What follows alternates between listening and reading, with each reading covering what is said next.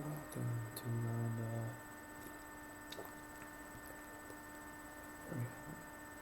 5.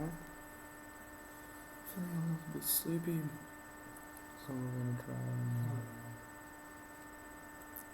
make it quick.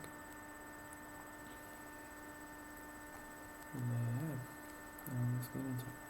We're sitting with 3.5 out of 4 coming into this 5th game, and we're playing with white.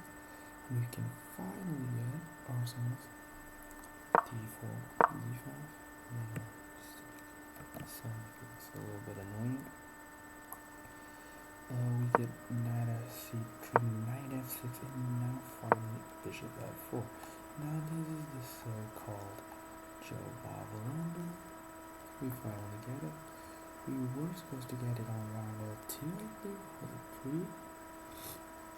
And we played with the white pieces, but we did not get it, which is okay because we now get it.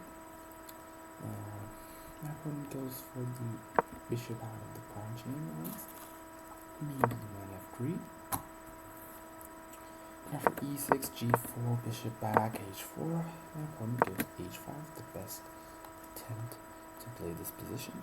I was expecting h5 as a move, which is arguably the best way of playing this position. G4.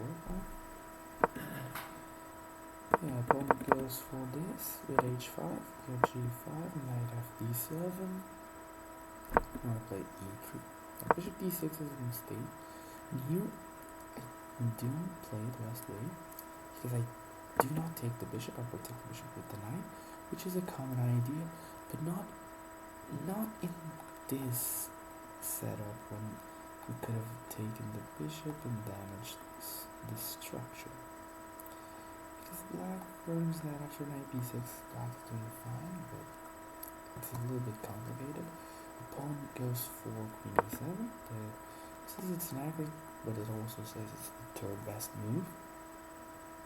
So I wouldn't call it inaccurate, but okay. It's not really a bad move. You just maybe prepare c5, possibly, stuff like that.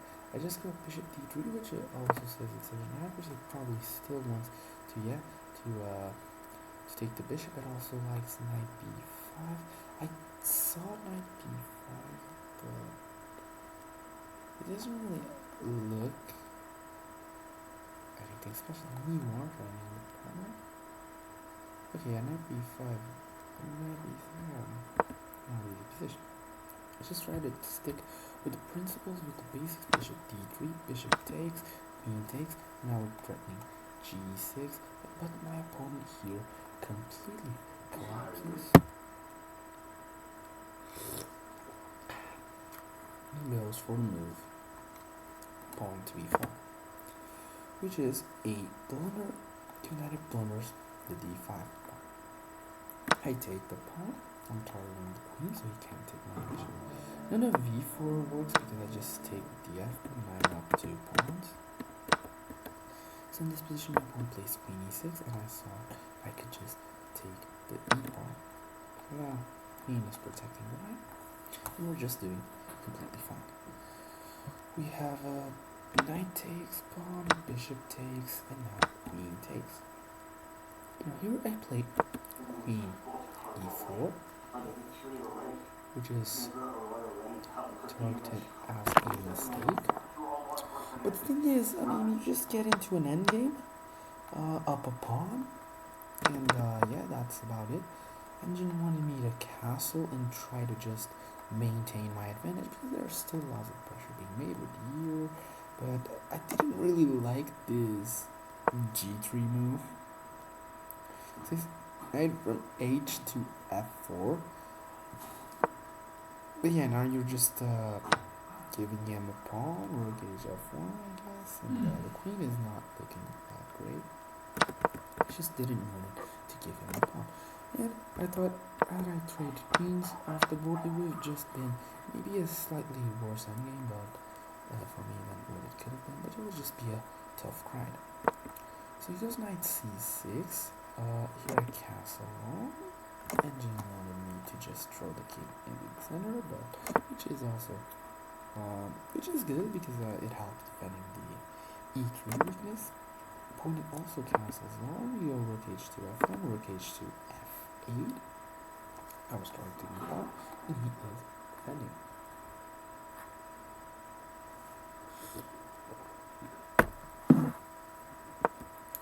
Knight h2 f4. I'm throwing h5. Going back is a mistake. I was considering g6 to be the only move, but he goes rook d2 e8. Okay, he tries to gobble this pawn, but I just calculated a simple knight takes on h, rook takes on e, knight takes on g, rook takes on h, and I evaluated this position as still being fine because we just traded equal. We just took equal pawns.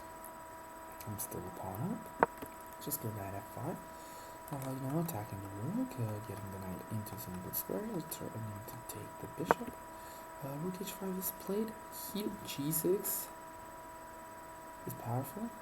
Okay, but I do go for knight takes, pawn takes, and rook f5. Now rook f5 with the simple plan of doubling up the rooks and just adding more pressure on the weak f1. Here opponent goes king d7, which is just it's a blunder. Blunder is a simple knight fork, which I miss. Playing rook d to f1. I even thought a little bit here that when rook d to f1, not rook d to f1, but like anything really, let's say here, opponent could go here and then this would be a fork. I did see this line, but with the check, I thought it would still be kind of okay. But nonetheless, that does blunder a fork. My opponent goes knight d8. He also doesn't, he only sees the fork after he plays knight d8. He told me after me. Then I just saw the fork and just played it, win the rook. And it was just a simple conversion. I go knight g7 check. We protected the rook. Then now this rook is free to go. Well, he hung the pawn, so we do take it. Rook g8, knight h5, knight e6. Just go rook g1. The pawn is protected, and there's really nothing. He goes rook h8, I go g6. Nice move. You advance the pawn and you're protecting the knight. Rook g8, you just push again, g7. Taking, it never works because of check. Don't even, it's a losing. Oh, it's still winning. Yeah, because you're still a piece up, I guess. But yeah, there's just no need. There's still something there, lots of pawns up. Let's go g7 after f6 for g to g1. If he ignores this pawn, let's say he plays a6, it blunders maiden 2. So he has to take the pawn. He has to take the pawn with the knight. The problem of taking the pawn with the knight is that now I can take the knight, he takes the rook, now I just win his rook. With d7 check, we just pick up a pawn. And here, I'm not going to get into much detail because here I just promoted a pawn, stop his pawn from queen, very important. And then I did that, and I kept pushing. It's still completely winning, it seems. Because we queen at the same time, and I guess, okay, I have a rook, but yeah, it's just rook f7, queen. He makes a queen, but it's just too late, and I just win the game. So now I'm sitting with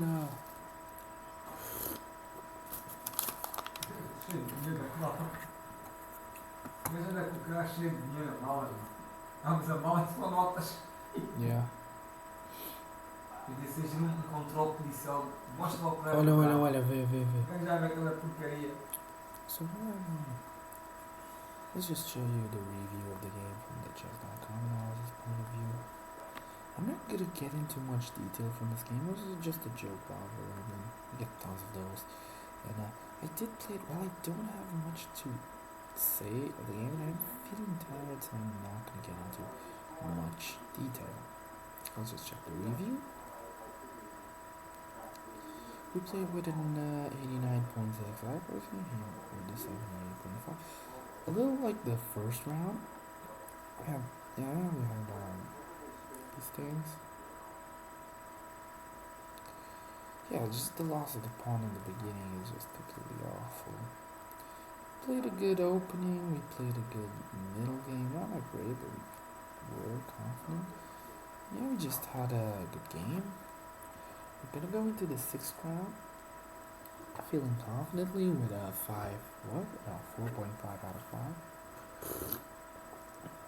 And let's just, now we're, I think, halfway through the tournament. Yeah.